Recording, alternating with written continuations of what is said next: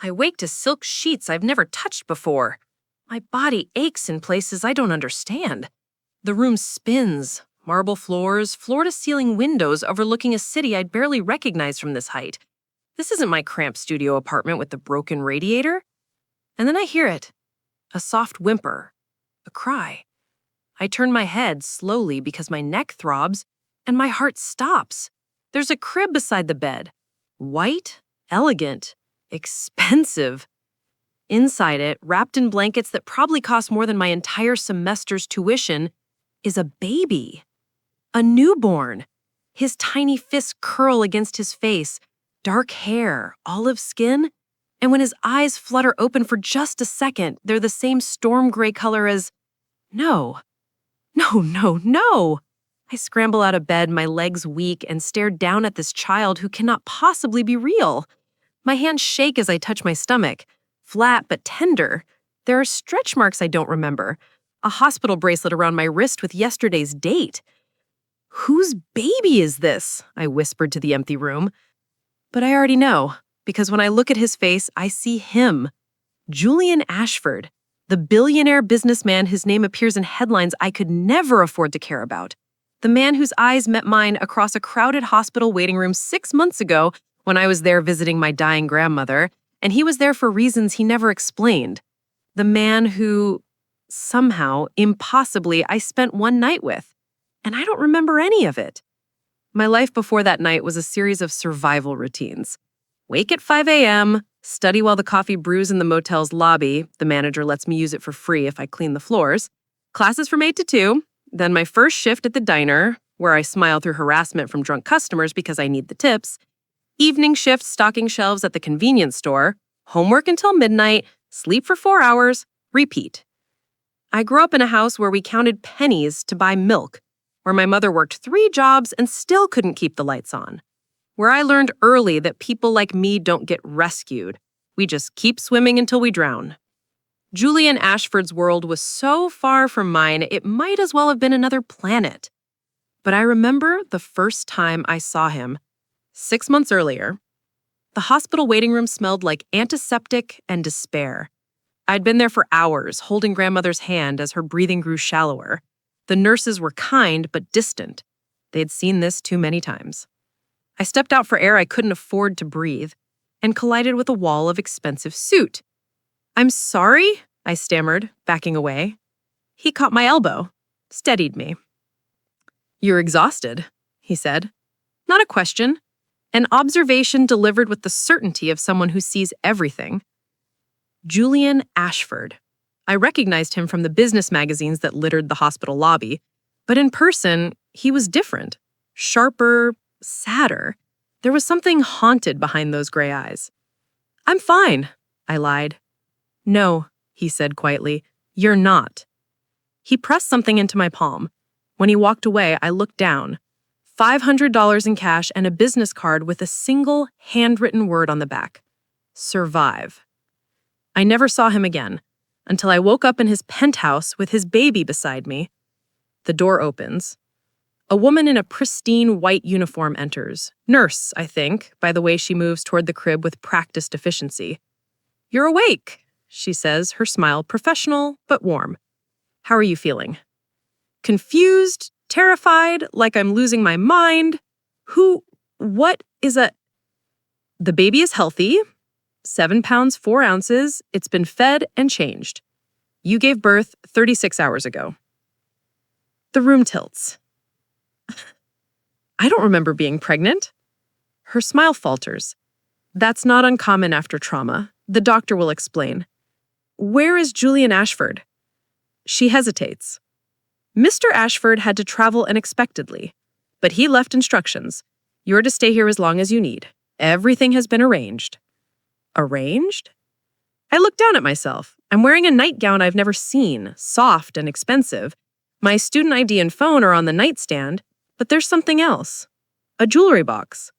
Inside, a diamond necklace, and underneath it, an envelope with my name in elegant handwriting.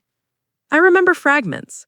His voice in the darkness, "You don't have to be afraid anymore." My own voice, slurred with exhaustion or something else. "Why are you helping me?" His answer, because you helped me first. You just don't remember. The feeling of being carried, of safety I'd never known, of choosing something. But what? I tear open the envelope. The letter inside is brief. By the time you read this, you'll have questions I can't yet answer. Trust that everything I've done was to protect you. The child is yours. He is also mine, and if they find you, they'll take him to hurt me. Stay hidden until I return.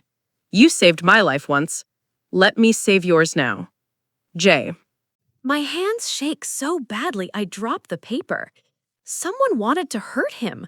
Someone dangerous enough that he hid me, us, in his own home? But why would anyone care about me? I'm nobody. A poor student who serves coffee and stocks shelves and studies until my eyes bleed. What could I possibly? The memory hits like lightning.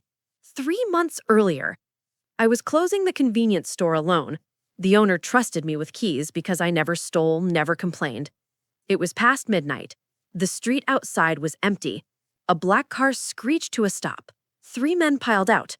One of them was bleeding.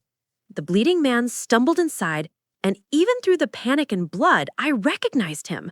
Julian Ashford. "Lock the door," he gasped. "Now!" I obeyed on instinct. The other men were trying to get in, pounding on the glass. I could see guns. "Back room," I said. "Through the storage area. There's an exit to the alley." I led him through, my heart hammering. Behind us, glass shattered. "Why are they corporate espionage turned violent?" he said through gritted teeth. "They want information I don't have." In the alley, I gave him my phone. "Call someone. I'll stall them. They'll hurt you." "I'm not worth hurting. You are. Go." He looked at me like I'd spoken a language he'd forgotten existed. Then he ran. I walked back inside, hands raised, and told the men he'd gone the other way. They searched, found nothing. One of them grabbed my throat, not hard enough to kill, just hard enough to terrify, and said, "If you're lying, we'll come back." I nodded. They left. Julian's security team found me 20 minutes later. They took my statement. Offered money, I refused. I just wanted to forget. But Julian didn't forget. The nurse is staring at me. "Are you all right?" He came back for me. That night, the night I can't remember, he came back. "Miss..." A commotion outside. Raised voices. The sharp click of expensive heels.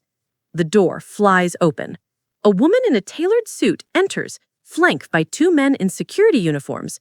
She's beautiful in the way knives are beautiful, sharp, cold, precise.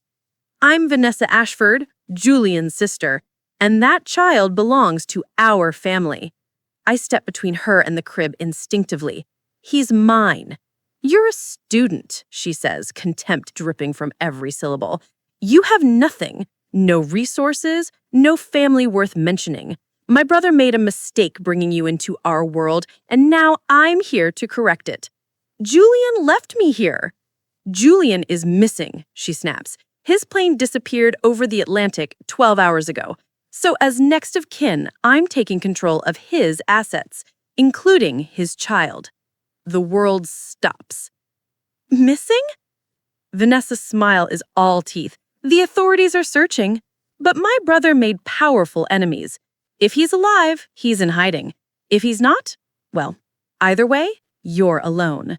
Sign the baby over to me now, and I'll give you $1 million to disappear. Refuse, and I'll bury you in legal fees until you beg to surrender."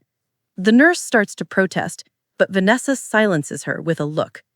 I stare at this woman who shares Julian's gray eyes, but none of his warmth. And I realize Julian wasn't hiding me from corporate enemies. He was hiding me from his own family. "No," I say. Vanessa blinks. "Excuse me." I said, "No, you're not taking my son." "Your son?" She laughs. "You don't even remember giving birth. My brother obviously drugged you, impregnated you, and now—" "That's not what happened," I interrupt, my voice steady despite the terror clawing at my chest. "And you know it, because if Julian wanted to trap me, he wouldn't have given me the choice to leave. He would have forced me to stay. I think about the letter, the jewelry I could sell, the phone with a single contact programmed in, use only in emergency. Julian prepared me to run if I needed to, which means he knew his family would come. Vanessa's expression hardens. You have 24 hours to reconsider. After that, I'll have the courts declare you an unfit mother. A poor student who can't even remember her own pregnancy. No judge will side with you. She turns on her heel and leaves, her security team following. The door closes. The nurse touches my shoulder. There's something you should know. Mr. Ashford left a video message. He said to show it to you only if his family tried to take the baby. She hands me a tablet. I press play. Julian's face fills the screen. He looks exhausted, haunted. But when he speaks, his voice is steady. If you're watching this, Vanessa has already made her move. I'm sorry. I wanted to explain everything in person, but my enemies, and yes, some of them share my last name, have forced my hand. He takes a breath.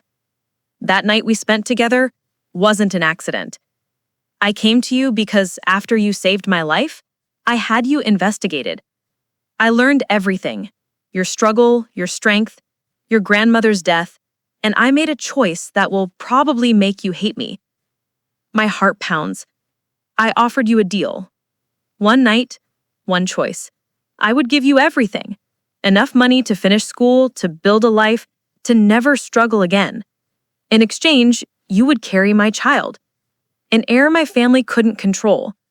An heir born from someone who understood sacrifice, not entitlement. Tears streamed down my face. You agreed. Sober, clear-headed, brave. But I also gave you something else. A medication that would erase the memory of the pregnancy.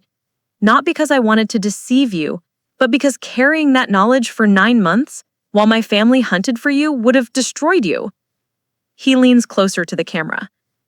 You woke up confused because your mind has been protecting you, but your body knows the truth. That child is yours. You carried him. You sacrificed for him. And when you held him for the first time right after birth, you named him. The camera shifts slightly. I can see a hospital room behind him.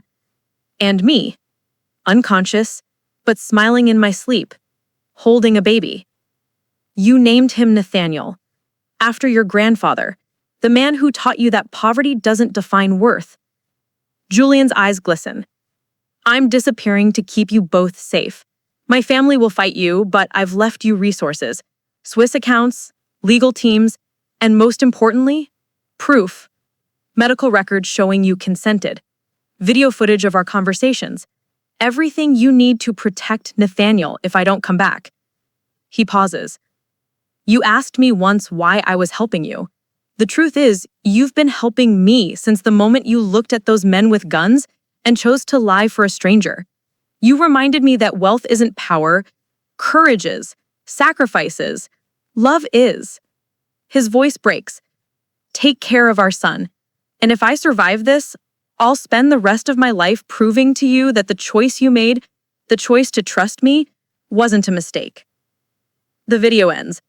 I sit in silence, holding Nathaniel against my chest. The memories come flooding back now. Not all at once, but in waves. Julian's proposal in a quiet hotel room. My hesitation. His promise that I could walk away any time.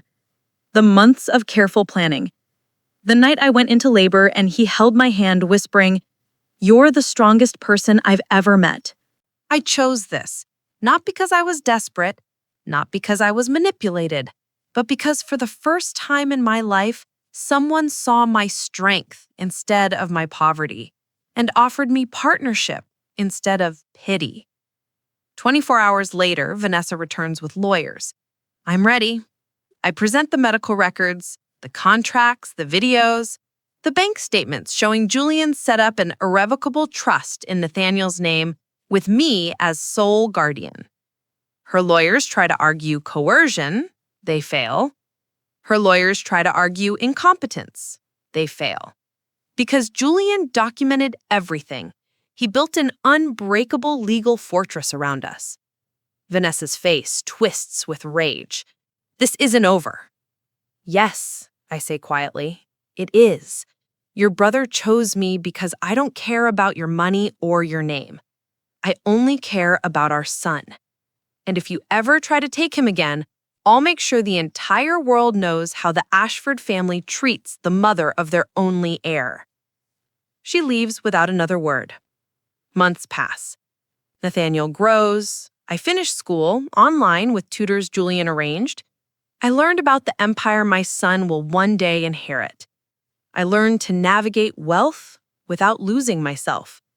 And I learned to wait. Because Julian's plane was never found. His body was never recovered. But sometimes, late at night, my phone buzzes with a blocked number. No words, just a simple message. Still surviving. I stand at the penthouse window, holding Nathaniel as the sun sets over the city. Your father is out there somewhere, fighting battles I can't see, protecting us from shadows I don't fully understand. Nathaniel grasps my finger, his gray eyes, Julian's eyes, bright with trust. And when he comes home, I'll tell him the truth, that the night we spent together didn't end when I woke up confused. It echoed through every moment since, every sacrifice, every choice. I kiss my son's forehead. Some nights don't end. They echo through our lives until we're finally ready to understand why fate chose us. Outside, the city glitters with 1,000 stories, but this one, ours, is just beginning.